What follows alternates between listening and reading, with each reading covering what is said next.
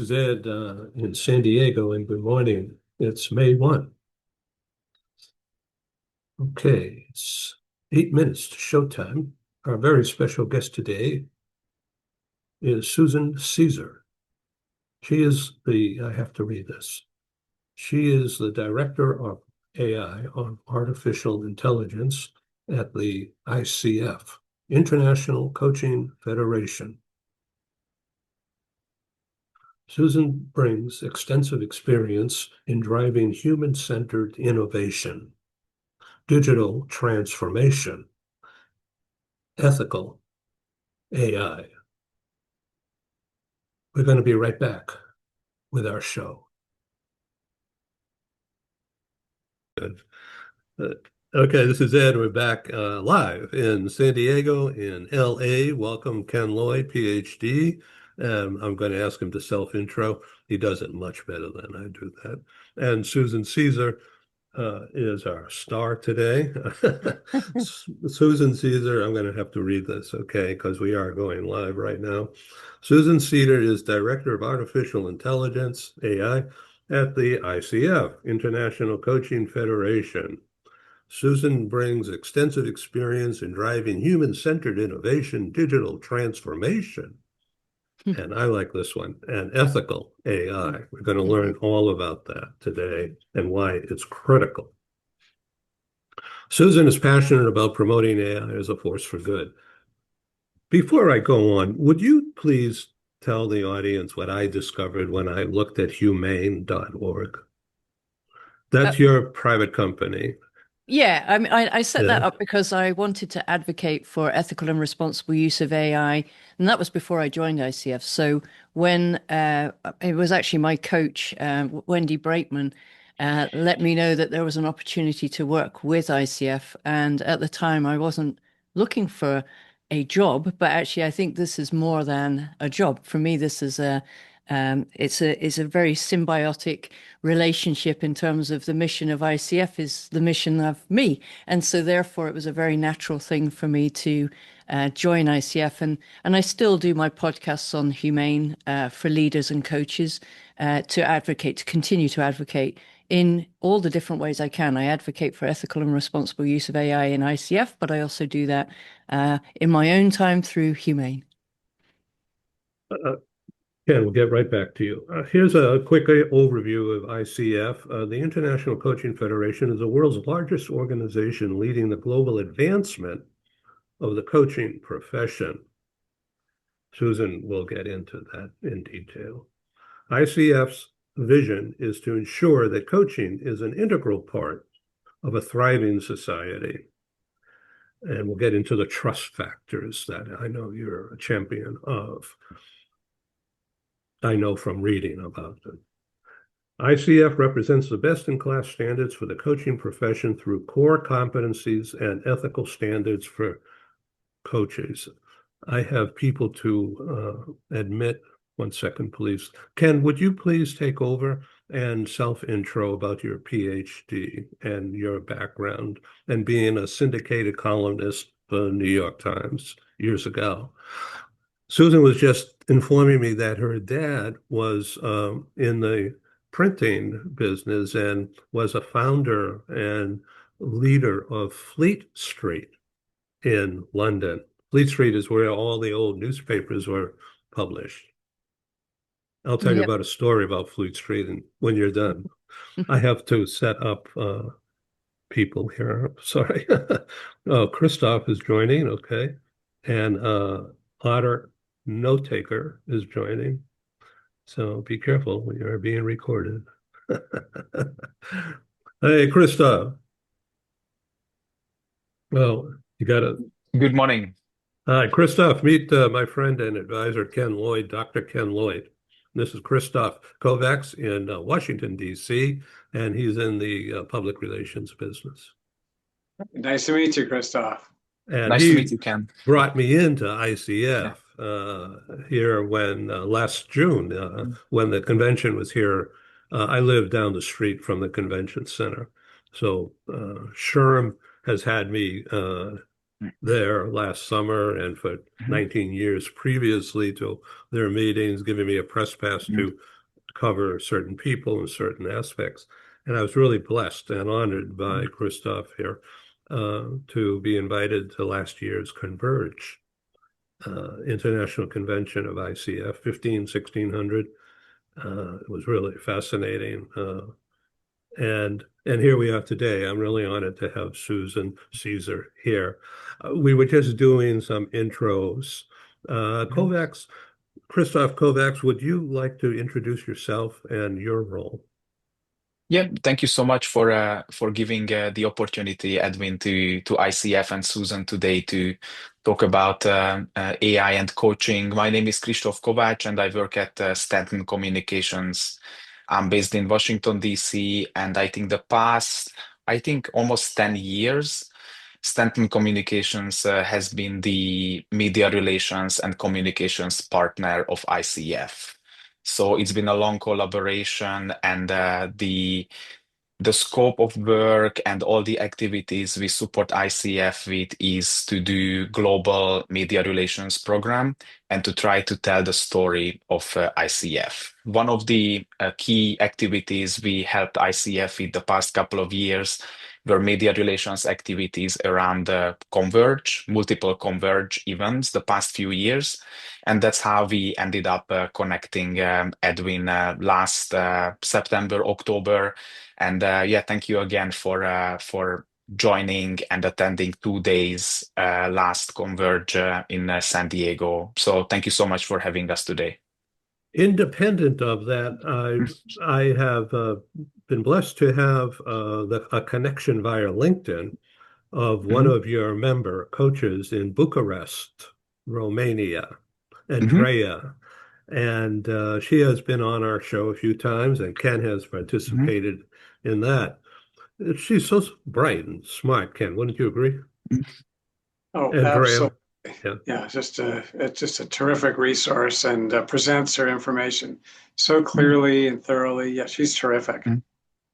Yeah, and we don't have scripts, as I guess you've seen by now, but we are well organized. And she just came right into it and Mhm. became a focal point. And of course, the camera loves her. We're going to have some interesting conversations today, and I've got Mhm. all kinds of notes here. So I'm going Mhm. to stop talking and uh, introduce again our special guest, Susan Caesar. She was just telling me about her background in the Chicago region, but first in London, about going into printing and the newspaper industry. Would you like to go forward and then we'll circle back and begin our focus here? Okay, yes. So, I mean, my background, I started work as a graphic designer and a photographer. So I'm a creative at heart. But that led me into Mhm. a direct marketing organization. And from there, I understood the operational aspects of global operations, basically. And so my career has been working with global operations, transforming how they use technology for customers and for employees or staff. And so, therefore, my background is all about human-centered leveraging of technology. And that led me to work with most of the disruptive changes that have happened over the last 10, 15, 20 years. The internet, mobile, AI has always been a flavor of it, but it was really when I was working at Airbnb a few years ago when generative AI came on the scene, and that really changed everybody's perspective around AI, and that brings me to ICF, and what I'm helping ICF with is helping our coaches navigate the opportunities of AI, and also to help ICF itself think about how might we leverage AI to benefit the way that we work within ICF. Trust. After reading this stuff, I see that trust is front and center in the world of ICF. And now with the onslaught, my words, of AI, and I've made friends with Gemini, but I haven't dared make friends with anybody else yet in that field. So I happened to look at Gemini this morning, and I asked the question, about the role of trust in AI in the coaching profession, and they sent me this whole long thing. And a lot of it was quoting you, Susan. That's nice. Yeah, from Gemini. I'm not going to bore you reading all that stuff, but but the audience will learn about this now. So the idea of the coaching profession, as I've come to learn about it, it's one-on-one. Mm, I mean, it's a big name. ICF is huge, been around a long time, and Stanton is so well respected on K Street and beyond. Uh, it's the one-on-one trust, the coach, the hmm person who's saying to a business executive, trust me. hmm Would you please get into that from your view and how AI in the highest possible view of ethics mm, is explained to customers, coaching customers? mm. Well, I guess so. ICF really is committed to improving the performance of people, and we are set up to support human to human connections or experiences because we believe that's where the most transformational experiences happen for clients. So, if people wish to grow and develop and realize their highest potential, then that growth and development really is most effective when you're present with another human. And so coaching is inherently a human activity or profession in the case of ICF. And trust is a human, not condition, but it's an experience that you feel when you're in the presence of another human. So then when we think about AI, bringing AI into that space, how do we do that in a way that protects the things that are inherently human, wisdom, empathy, and trust? You know, it's those things that help the coaching session um, be the most effective it can be because it's only in that space of trust that somebody will feel comfortable enough to be vulnerable, to go for things that they maybe hadn't thought of before, to reach for new ideas or to see themselves differently. So AI it doesn't sit well in that space. But what it does do is it helps support the coach in the ancillary things that go around running a coaching business. It's all of the tasks around scheduling, helping clients go through the onboarding process, if you like, promoting your business publicly. All of these things are administrative tasks that keep the coach away from the primary reason they're coaching, which is to help people transform, to help more people in the world realize their goals. And so coaches have more time for that high value, complex, transformational space if they embrace AI around their practice. Um, and I know that there's about a third of our coaches agree that AI is becoming more prevalent in our profession, and as it becomes more prevalent in people's life and work, AI is something that's going to be part of our fabric, if you like. It's a bit like electricity. You don't really think about where electricity comes from when you switch on the light switch. You just expect the light to go on. And I think AI is going to be part of that, ubiquitous to the way that we live and work. So what I've learned using Gemini, as sketchy as that has been, I've used it, including an hour ago, um, is prompting and making friends rather than fear it. Oh, with that in mind, of uh, being polite, because they record everything. And it's being recorded right now, too, by AI. And part of the ICF, as I understand it, and I'm not a coach, I'm a sales guy, but I'm focused on PR stuff, is getting somebody to trust my words and follow-up actions. And it's so fragile. I won't get into details, but I'm experiencing that kind of an issue conversation right now with a client. And at first I was like, whoa, I was aghast. How can they think me doing anything bad?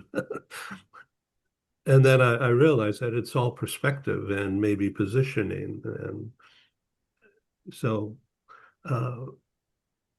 I asked Gemini, how do you handle that kind of a conflict? And it came up with all the stuff. And I'm just amazed that it's like an Encyclopedia Britannica at your fingertips if you use it right. And you make it personal rather than machine-like. Mm. So coaching your coaches, training the coaching people, this is really the most important element now, isn't it? Well, in my view, I'm an outsider looking at it. What the educational piece? Yeah, teaching, Yes. because the coaches are really, I was so impressed with the educational level and the demeanor and personality of some of the people that I actually had good personal conversations with in San Diego at Converge. But really, that's what it is, because they're a customer is allowing basically a stranger with accreditations and all that, but into their world.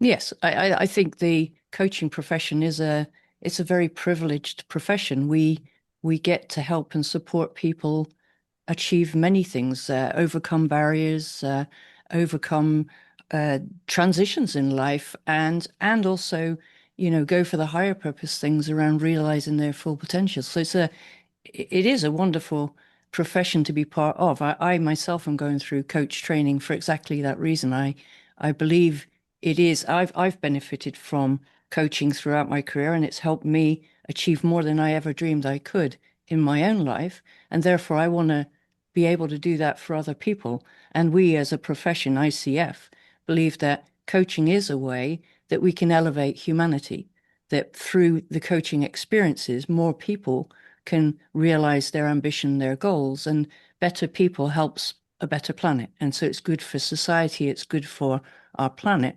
And we want to help more people get access to coaching in whichever way they can. Oftentimes that's difficult, access to coaching, especially, we are a profession, and therefore accredited coaches are those that are trained in our core competencies, and they go through, like for instance with me, I'll go through 80 hours of training, but then I have to do 100 hours of practical experience coaching other people in order for me to get my accreditation.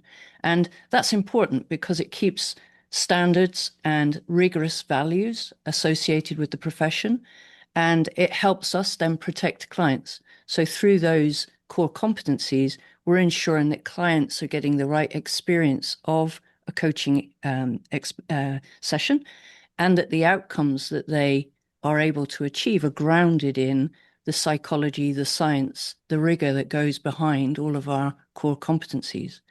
And that's true also when we think about AI in this space. We created standards for people that are building technology in the coaching profession so that they're building that technology in alignment with our code of ethics and our core competencies, the AI standards and framework, because these things matter. We do it rigorously for coaches. And now what we are also doing is helping developers of technology develop their technology in ways that we can assure how those experiences are going to pan out for the clients that are using those technologies. I want to bring in Dr. Ken Lloyd here in just a minute. About the coaches in ICF,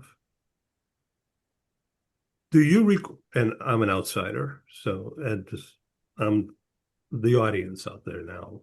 So do you require your coaches to document what went on in a session with a client to prove the 100 hours were worthwhile?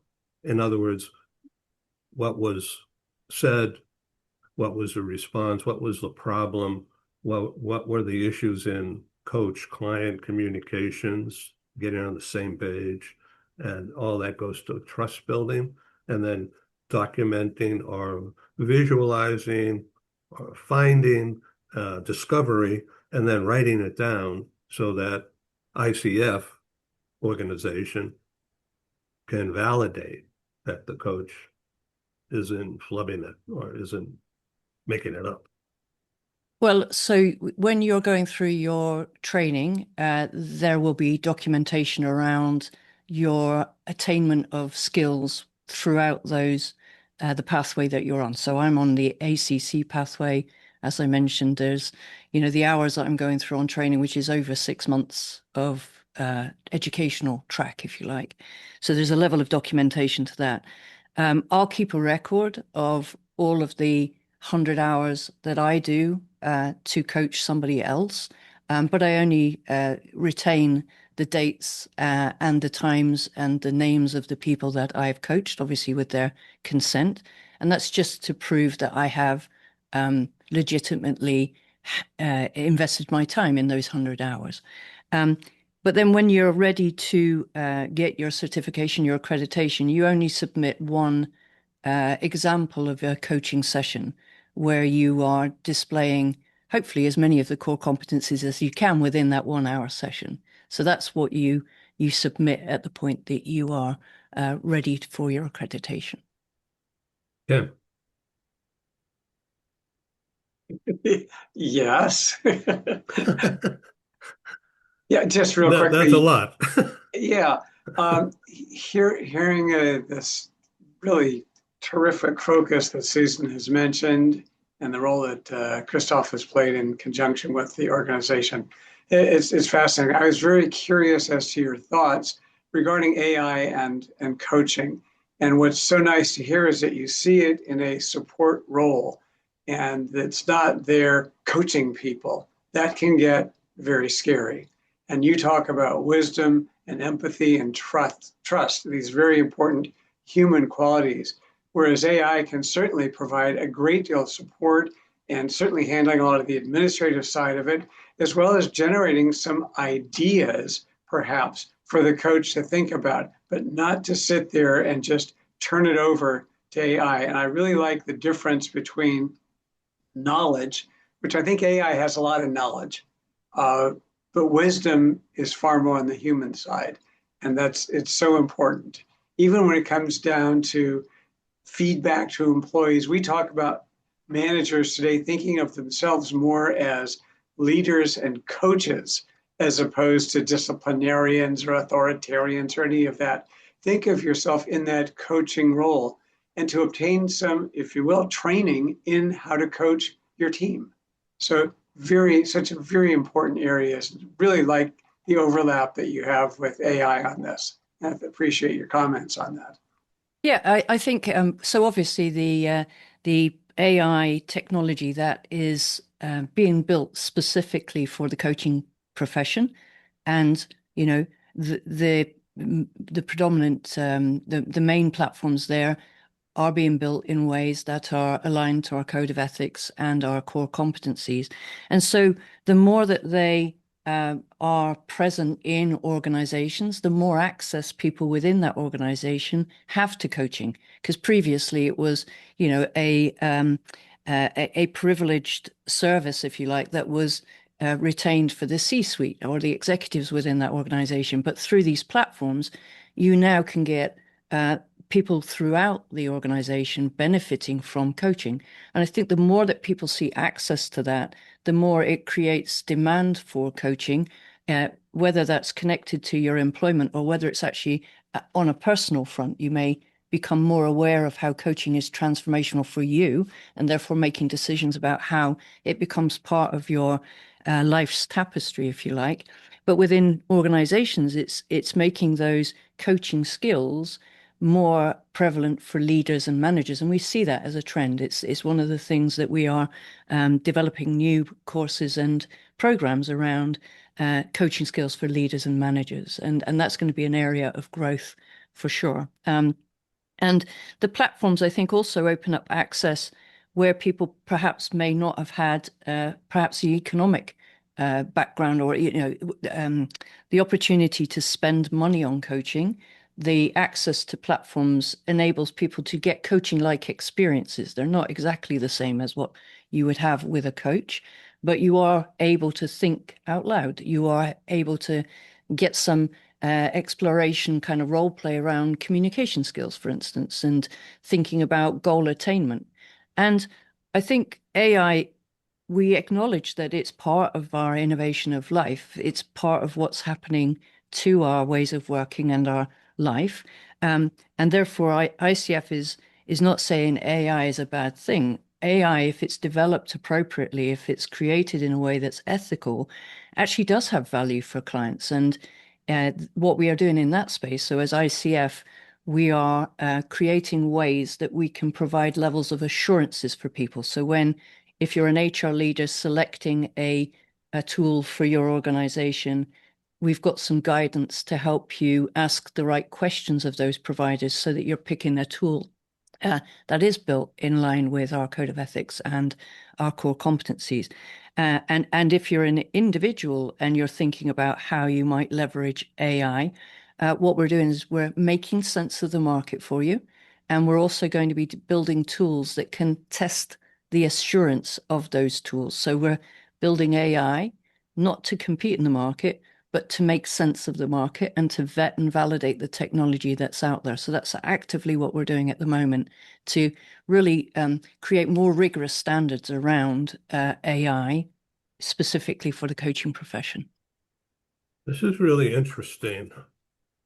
This is a book that Ken Lloyd wrote a few years ago. I don't know if you can see it. Camera's a little screwy here. There's more than 300 pages of wisdom here. And this is before AI. And the title of this is Performance Appraisals and Phrases for Dummies. So, Ken, I'm making jokes, but I'm really honored to have you on the show again. This is a pleasure to promote for you, frankly. But the wisdom that you've written about in that book for managers, dummies, I know it's comical, but it's a bestseller, and that's volume 2. Ken? It's interesting because I do talk about AI in it, and more on this from the standpoint of, just as Susan mentioned, using it as a tool to help you organize, schedule, track the whole performance appraisal process. We now have moved far away from annual appraisals, and we're far more into continuous feedback, regular meetings between employees and their managers one-on-one every week or every other week, as well as more frequent appraisals, such as either biannual or quarterly. But in terms of the role of AI, there's a caveat in there for managers not to let AI write these reviews. Number one, it's missing the whole human element, the individual touch. And secondly, employees know it. They can sense it when this was not written by their manager. But it's a very good tool for support, for coaching. It can give a manager some additional ideas to approach in creating a review and giving an employee feedback, and what we also call feed forward, which is frankly coaching employees to help them get to their goals, helping them understand where they want to go, working with them, setting a path for them so they can move along in their careers.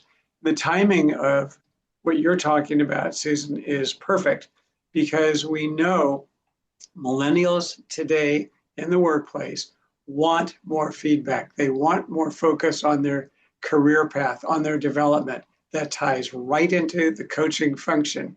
And as individual managers and others develop their coaching skills, it'll really be fulfilling a very important need for this strong segment of the workforce. Mm.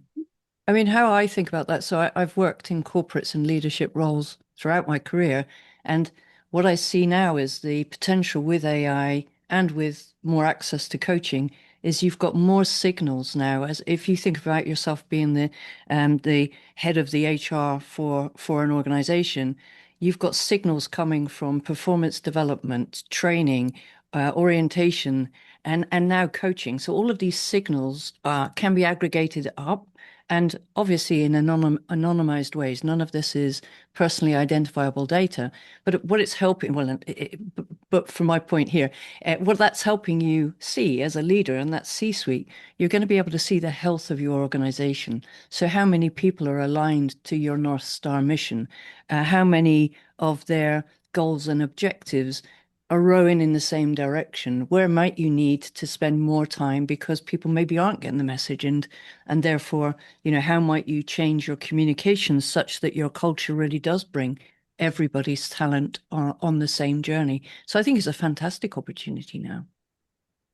And talk about the straight line from the days, this is about Ken, and why I asked Ken to join, because he has a wealth of wisdom from his own background in coaching and writing a help column as a New York Times syndicated columnist a long time ago. Ken, did people ask about coaching or coaches back then? Not so much back then. They would ask about it in other ways. They might write and say, my manager has no interest in my growth. My manager expects me to do things the way we always did it. I come in with new ideas and what I would like for this organization, for this job, or for my own career, and I'm getting nowhere with it. So it wasn't really mentioned in the context of they provide no coaching here, but that's really what they were saying. And the coaching as a function for managers has clearly increased recently, and now supported by AI even more compellingly. So, yeah, I was writing the column several years ago. I wrote it for about 20 years, where people basically would write in about the other people they're working with, what kinds of issues they're facing, people problems on the job. So they wouldn't write in about how to calculate some formula for analyzing sales, but they say that, hey, my sales manager said this or that, or my coworkers are going in this and that direction. What can I do about it? So in that sense, it was a people at work kind of column. And again, of the 20 years I wrote it, 10 years were syndicated through the New York Times Syndicate. But it was interesting, certainly, to hear and respond to people with real world problems, some of which were so bizarre that, oh my goodness, that's really going on in the workplace, out to those that are more within the realm of development, growth, learning, employee motivation, employee training, and those kinds of areas. Mm. And actually, that's, I think, another reason why we are helping coaches raise their awareness and their practical use of AI, because the more it becomes commonplace for everybody, the more that people will bring that conversation into the coaching session, the real world experiences that you just described, Ken. AI is going to be part of that. So even if you're choosing not to use AI in your practice for very good reasons, you may still need, well, you will still probably need awareness of it to be able to relate to clients' experiences. Absolutely. We have a generation of work that's coming in and is there already that grew up with technology and they expect it. What we don't want to see is them going to AI for career counseling and for coaching, and without a coach involved. That can get very scary. We know that AI can have some questionable recommendations, outcomes, some biases in it that can create difficulty. But with the coach in the middle, it can be very valuable to both players, to the coach and the individual who's being coached. And there's a key role in there. Well, actually, I think to echo that and build on it, earlier on, Edwin, you'd mentioned about your friend Gemini. I think I prefer not to give any kind of human attributes to AI, because I think that blurs the boundaries and in the future could be more dangerous because it is a tool, it's a machine. It doesn't understand the consequences of the output that it's creating for you. Only another human's going to be going to be able to relate to that and understand what the implications of a decision is going to be on the people that you're making that decision on behalf of, or the people that are left out of the room because of that decision. AI doesn't understand those consequences. It's only somebody with a lived, embodied experience that can feel the weight of those decisions and the ethical implications of those. So I think it is very important to keep the boundaries between the tools and the people. And increasingly, Ken, if your background with leaders and managers, now we have agentic AI joining the workforce. So as a HR leader, you're going to be having some of your resources that are human and some of your resources that are machine. And so I think that also changes what we need of a leader. The role of a leader is changing. It's going to be needing to hold that space that is about uniquely human, making sure that we have stewardship, that we have advocacy, that we have discernment and wisdom in our decision making. I want to bring this down to earth, um, and I'm going to read this. As AI reshapes the coaching profession, give us some basic questions that coaches and clients should be asking as they decide whether or not to hire that coach.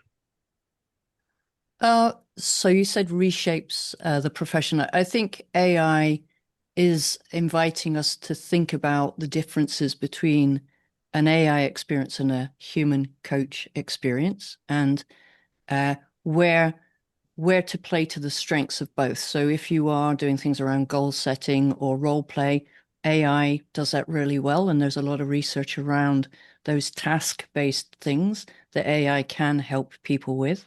But I think where you need to do transformational things, or you're dealing with senior leaders who are having to make decisions that have wide-ranging impacts on not only your employees, their families, the societies they live in, that's where you really need somebody who understands, the human consequences of decisions and actions. And that's where a coach really, there is no substitute for that. It has to be a coach that operates in that space that can really steward those conversations or partner that leader in making those choices for themselves.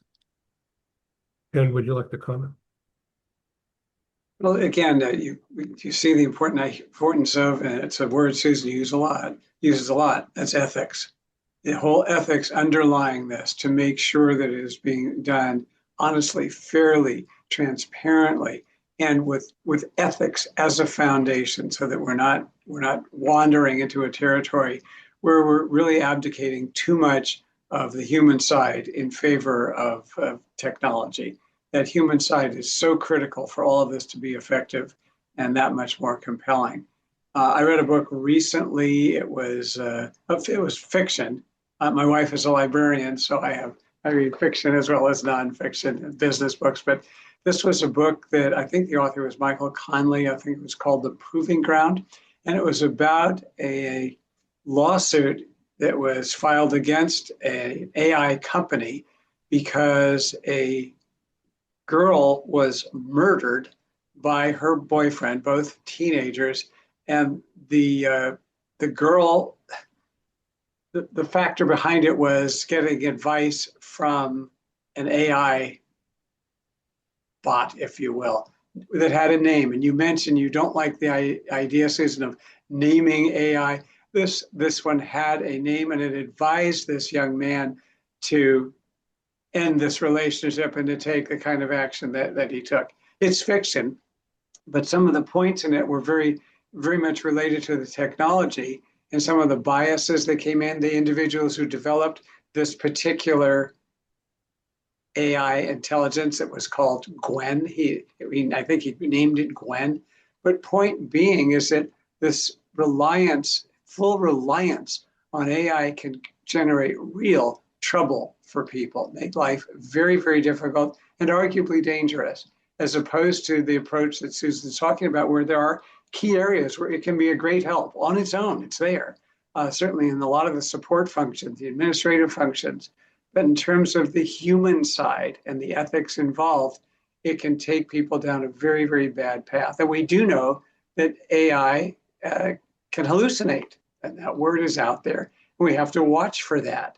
And I remember reading that if you, at least not too long ago, asked for, give me a job description on a receptionist, boom, out it comes, has all the duties, responsibilities, and priorities, and it will say what she does on the job. Wait a minute, why that? And that's just, that's where it's pulling its information from. So we have to watch out for biases, as well as I know we've all read about cases with law firms that have generated full legal briefs off of AI, which have been bogus. Fake cases, fake ruling, fake judges, all non-existent. And so we just have to be on guard and recognize this is a great tool. It's only going to be more powerful and effective. But again, keeping the human side and the ethics in mind as we proceed with it. And certainly in the coaching arena, it would be critical to the success all around. Yeah, Let's talk about psychological safety, Susan. Mm-hmm. Well, I think for all of those reasons, our profession has always been based on ethics, and that the safeguards that are required when it comes to technology, they're different, but we are articulating what ethics means in the context of this AI technology, and we'll continue to do more of that. So I imagine we are working at the moment we've got a ethics group that is about coaching ethics. And I have a group of people that are around ethical AI. And so we're now thinking, how do we integrate those two domains, if you like, into the future of what the code of ethics is likely to be? Because AI, it's already in our code of ethics, but I think it probably will need to be more explicit about how you take policy and put it into practical use when it comes to technology. And in that space, the safeguards and the guardrails are really critical. So the more that we help technology providers build technology for the coaching profession with those appropriate safeguards, the more that we can help the coaching profession know which of those tools have a level of verification or assurance. And I think what will probably happen is, we would help people use those tools that are built specifically for the coaching profession rather than the foundational generic large language models like Gemini, ChatGPT, because those have been built with no awareness of what the coaching profession advocates for in terms of safe and trusted human development. And I asked a question, Susan, that's it just appeared from up here about cross-cultural differences in people, in coaches, never, and of course, customers. What does ICF do to alleviate the stresses and challenges of cross-cultural coaching? Do you try to have a match of somebody from, for instance, your international event is going to be in Paris, which is way different than San Diego in culture, but perhaps not in the profession of coaching. It's the coaching of profession is it standardized, or does it move with borders and cultures? Well, coaching is a human profession, and therefore our profession is a diverse collection of people that have many different talents, many different experiences, and we welcome that. That's just part of our DNA. If I think about, we advocate for diversity, equity, inclusion, and belonging, and in the space, and our VP of DEIB, Dr. Akina Finch, and I work closely together to help our profession, our members, be aware of what inclusive innovation means. So how do they keep themselves safe if they are thinking about introducing AI? How do they help their clients? How do they help the sessions themselves? As you're thinking about bringing clients into your practice, how do you ensure that you're bringing them in a way that they feel they belong, that they feel that this space is safe? Because our profession doesn't work if we don't have these safe spaces for people to be vulnerable, to work with their coach on things that really matter to them at a very deep human level. So I very much enjoyed meeting you, Christoph. You informed me that you're originally from Budapest area, and there you were in San Diego, which is quite a difference. I've been to Budapest a couple of times Mhm. and love the goulash, not to mention the beer. And there I am choking on it. But what else should we talk about here from a communications point of view, Christoph? I think in terms of the initial topic you wanted to cover, Edwin, with having Dr. Ken Lloyd and Susan, I think the AI and coaching and how everything is relates, most of the things have been covered, most of the topics you have been interested in. So I wouldn't want to steal away the show and the original topic. And I would I would still love to ask Susan if there would be anything else to add from her side, if that's okay. Yes. Well, I think the key thing that I am focusing on at the moment, obviously ethical AI, that's something that the profession expects of ICF, and it's something that we continue to work on and find more accessible ways to bring practical guidance to our members and to the profession. So we'll keep doing that. I guess what I would, if people are listening and haven't played around with AI, I would advocate that they do. I think the more that you can experiment with it and have a perspective about it from your own point of view, and when you are playing with it, play with it from a place where you have deep knowledge. So if you are an HR expert, play with it from some domain expertise, because I think you'll be surprised at the results that you get. Always consider that you're in the driving seat. When you're using AI, keep your critical thinking. It does hallucinate. It will give you repetitive information. It will create things that are bogus, as the legal case you mentioned earlier on, Ken. So we do need to keep our critical thinking. But if we guide it, if we are very clear on our instructions, then actually it can be a very beneficial tool. When I think about coaches, what I'm inviting them to do is to think about how this helps them, this moment helps them reimagine what their profession is, what their practice is, what do they want to be known for in the profession, what is their purpose, what is their mission, because now they've got the opportunity to really dial that up, to be even more of that, to elevate the value that they can create in the world, because AI can help remove the administrative burden so that they can do that more frequently. So think about what differentiates you as a coach from an AI or from other coaches, and be clear that we're not competing with AI. AI is a very different experience. It's a tool that can play a role, but it's not a coach. Fascinating. I've learned a lot from this, Susan, and thank you very much for talking to the audience out there.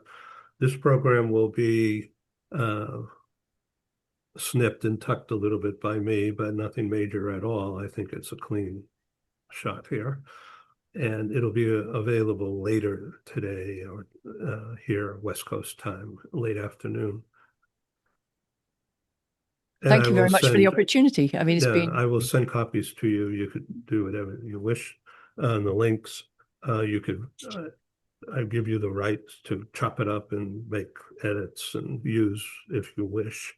I'm going to place the audio on our radio station and the video on our network, starting with YouTube, youtube.com/@ Global TV Talk Show.